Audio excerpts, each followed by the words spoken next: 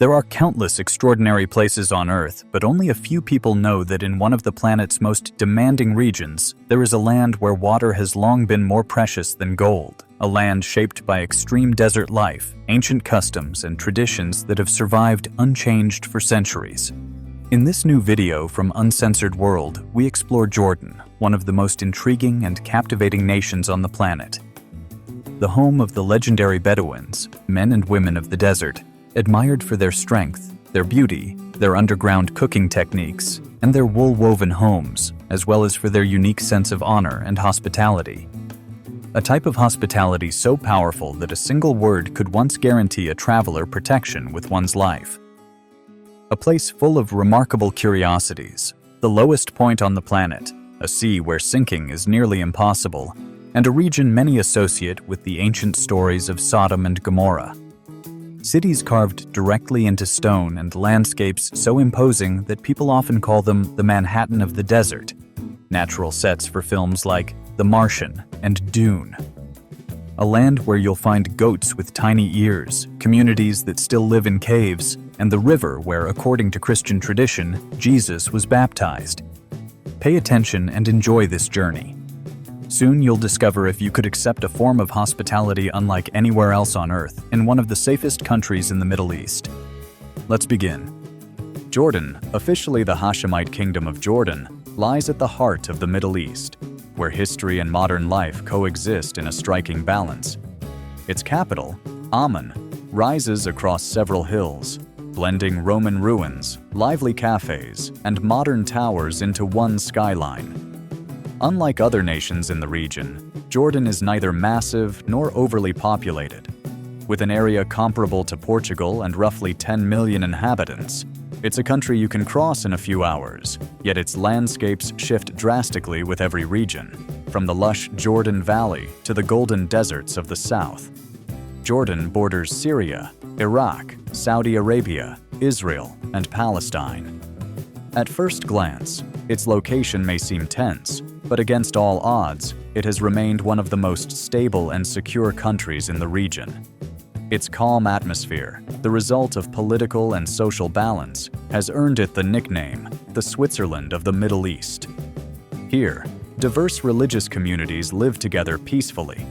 Visitors are welcomed with genuine warmth, and hospitality is more than a custom. It is a deeply rooted cultural duty. This generosity often surprises travelers. The Bedouins of the desert consider guests a blessing. It's common for strangers to be offered tea, bread, or even a place to sleep. In many homes, guests are given the best spot and sometimes the host's own bed as a symbol of respect. While ancient stories describe extreme forms of hospitality, today it simply means treating visitors like family.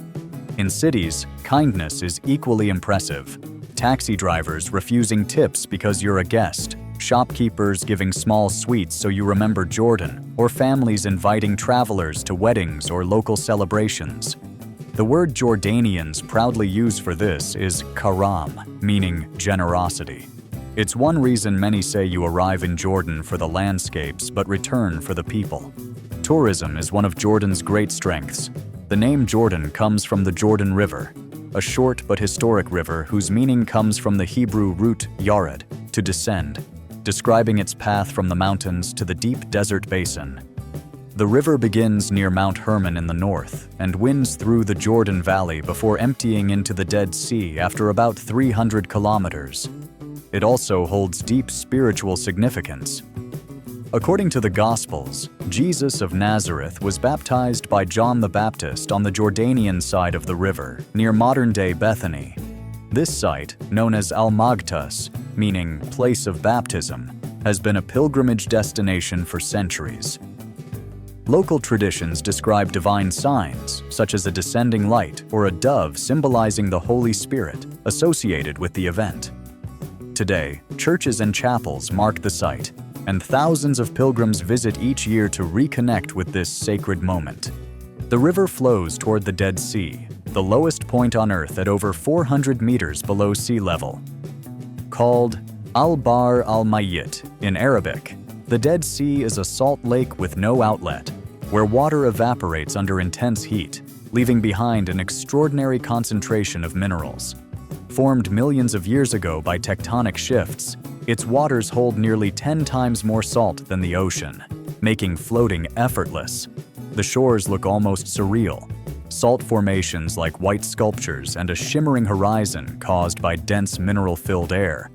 Since ancient times, these waters and their mineral-rich mud have been valued for healing properties, attracting rulers and travelers seeking wellness. The region is also tied to biblical stories. At the southern end of the Dead Sea stands a natural salt pillar known as Lot's wife, linked to the ancient story of Sodom and Gomorrah. The nearby Lisan Peninsula contains remarkable geological layers of salt and sulfur. While the exact historical location of the cities remains debated, geologists confirm the area has experienced ancient earthquakes and natural gas explosions that could explain stories of sudden destruction.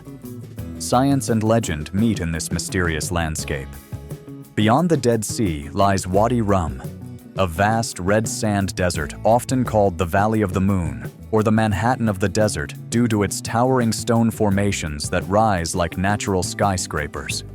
Sculpted by millions of years of wind erosion, its colors shift from gold to deep red as the sun moves. At dawn and dusk, Wadi Rum seems to glow as if lit from within. Its otherworldly beauty has made it the filming location for iconic movies like Lawrence of Arabia, The Martian, Star Wars, and Dune. Bedouin tribes still live here, following ancient desert routes and protecting a resource more valuable than gold: water. Wadi Rum is also one of the few certified dark sky regions on Earth, where thousands of stars shine clearly every night. Ancient locals believed this valley was a place where the sky and the Earth met, and when you see the Milky Way stretching across the desert, it's easy to understand why. If you're enjoying this journey, we'd be grateful if you like and subscribe to Uncensored World. Your support helps us bring you the most incredible stories on the planet. Jordan's heart also beats in its history. Civilizations such as the Nabateans, Romans, Byzantines, and early Arab kingdoms left their legacy here. Petra, Jerash, and Madaba stand as living monuments. Petra, the rose-red city, is considered Jordan's crown jewel, a breathtaking sight accessible through a narrow gorge called the Siq. Built by the Nabateans between the 4th century BCE and the 2nd century CE, it displays temples, tombs, and buildings carved directly into the rock. The most iconic landmark, Al-Khazneh, the treasury, stands nearly 40 meters tall, carved meticulously from the cliff. Its Greek-influenced columns and intricate design were crafted by hand with simple tools, a feat that still amazes archaeologists. Though its purpose remains debated, many experts believe it served as a royal tomb, possibly for King Aretas IV. Its name, Treasury, comes from a local legend about hidden pharaonic gold. The name Petra, meaning rock in Greek, reflects both its structure and strength. Women in ancient Nabatean society held notable rights compared to other civilizations of the time, able to own property, sign contracts, and run businesses. Inscriptions show their roles as traders, landowners, and even temple contributors. Coins from the era sometimes depict queens alongside kings, reflecting the respect given to women in their society.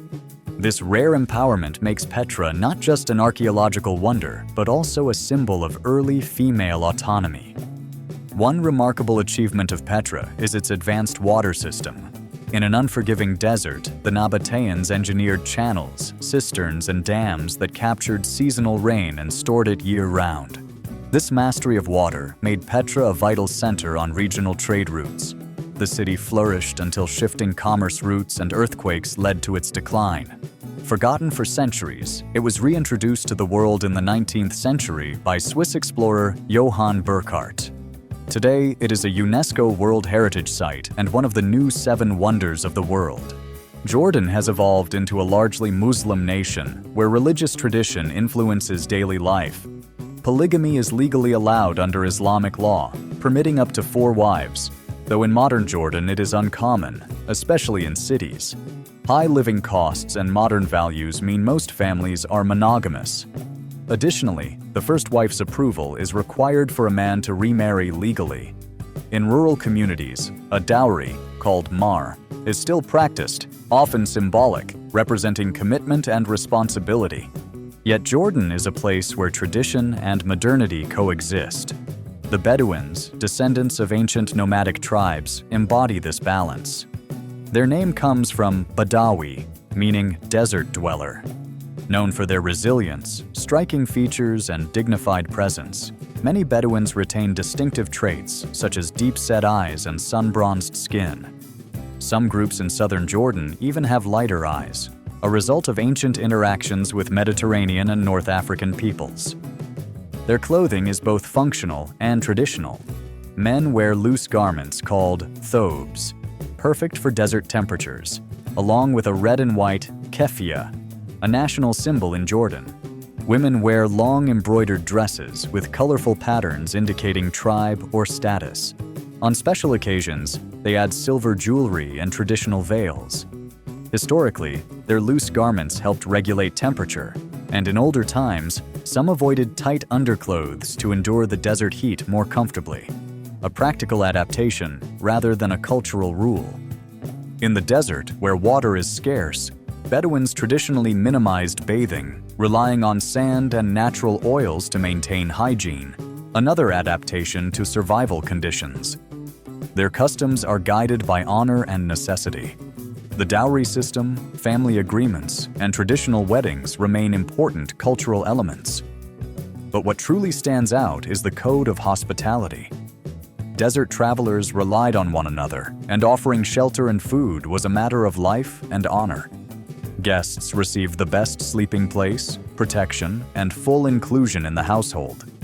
Older stories describe guests resting near the family as a symbol of trust, not intimacy, and although such extremes are rare today, the spirit of hospitality remains strong. A key concept is dakhil, a sacred plea meaning, "I seek refuge." Anyone who said this was granted full protection by the listener. Turning away a dakhil was considered dishonorable. Many stories tell of strangers being taken in, fed, and protected simply because they asked for refuge. In the desert, one word could transform a stranger into a brother. With this in mind, tell us in the comments, could you embrace this level of hospitality? Would you share your home as the Bedouins once did? Life in the desert has taught the Bedouins exceptional survival skills. They can navigate by stars, predict weather changes from cloud patterns, and differentiate subtle sounds in the sand. Under extreme conditions, they used remarkable techniques. Some accounts describe nomads sheltering inside camel carcasses during deadly cold nights or drinking minimal amounts of animal blood in emergencies, purely for survival. Most impressive is their ability to locate water in seemingly barren land. They read the landscape, follow birds, study vegetation, and smell moisture carried by the wind. Some can even identify ancient dry wells likely to refill after seasonal rains, knowledge passed through generations. Their homes, known as Beit al-Sha'ar, houses of hair, are made from goat hair fabric woven by women. These black and brown tents swell and become naturally waterproof when wet, offering shelter from rain and sandstorms while allowing airflow during the day. Their interiors follow cultural codes separating men's space, women's space, and the area for serving Arabic coffee, a symbol of respect. In some remote areas near Wadi Rum or Mafraq, families still live traditionally, and some even inhabit rock-carved caves as their ancestors did. Another iconic tradition is zarb, underground cooking. This method involves heating stones and embers in a pit, placing seasoned meat and vegetables on metal racks, then covering everything with earth to slow cook for hours. The result is tender, smoky food, a signature of Bedouin cuisine. Mansaf, Jordan's national dish, also reflects these traditions. though prepared in various ways across the country. Zarb is commonly served at celebrations or to honor guests, symbolizing generosity. When uncovered, the steam and aroma create a moment of communal excitement. While many Bedouins now use vehicles and phones, their cultural essence remains intact. As you leave major cities and travel into the countryside, the pace of life shifts. Jordan's dual identity, modern and ancestral, becomes clear. Jordanian women reflect this balance. In cities like Amman, many choose their own style, traditional, modest, or modern, while increasingly participating in education and careers. Women work in medicine, engineering, business, and more, contributing significantly to the country's growth. Even so, many areas remain conservative. Public affection is uncommon, and modesty is appreciated as a sign of respect. Jordan is also one of the youngest nations in the world, with an average age around 23. High investment in education has made its literacy rate around 98%, one of the highest in the Middle East. Amman hosts top universities attracting students from across the region and the world. Its mix of locals, expatriates, refugees, and young professionals creates a vibrant cultural mosaic. If you're considering visiting Jordan, you'll be pleased to know it is one of the safest destinations in the Middle East. Travelers can explore comfortably, respecting local customs. The Jordan Pass is recommended. It includes entry to over 40 sites, including Petra, and waives the visa fee if you stay at least 3 nights. Without it, the visa costs about $60, and Petra's one-day ticket is around $70. Reaching Jordan is easy, with direct and one-stop flights from America and Europe. From cities like New York or Madrid, round-trip flights average around $600 to $700, sometimes less in low season. Queen Aliyah International Airport is 30 kilometers from central Amman. Renting a car costs roughly $40 per day, ideal for visiting Petra, Wadi Rum, or the Dead Sea. Buses are available too. For travelers on a budget, Jordan is manageable, safe, friendly, and affordable with planning. The average salary is around $700 to $800 monthly, and prices reflect that. Renting a one-bedroom apartment in Amman costs $300 to $430 depending on location. A dinner for 2 averages $30, and a night in a comfortable hotel ranges from $80 to $110. Petra, included in the Jordan Pass, deserves at least 2 days. Guided tours from Amman cost between $100 and $150. The Dead Sea offers floating experiences and day pass access to hotel beaches for $30 to $65, or local options for around $20. As you have seen, Jordan is safe, welcoming, and surprisingly accessible. You can camp under the stars in Wadi Rum, float on the Dead Sea, or wander the pink canyons of Petra. It is a place where ancient roots and modern life blend in a way few countries can match.